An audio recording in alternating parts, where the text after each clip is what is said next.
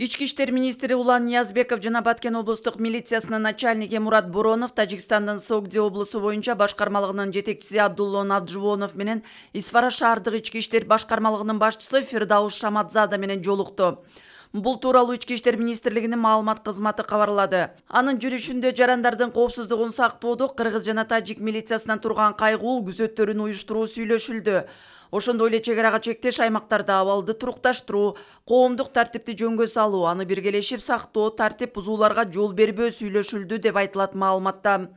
Учурда Баткенде абал туруктуу экени белгиленди. 52 ыкчам тергөө тобу талкаланган жайларды карап чыгууну аяктап, келтирилген чыгымдардын эсебин тактоого киришкен. Ошондой эле министр Улан Ниязбеков Ички иштер министрлигинин ички аскерлеринин 707 аскер бөлүгүнүн жаңы имаратынын курулушу менен таанышып, головной суу бөлүштүрүүчү жайына барган, чек ара чырынан жабыркаган айылдардагы жашоочулар жана милиционерлер менен да жолуккан.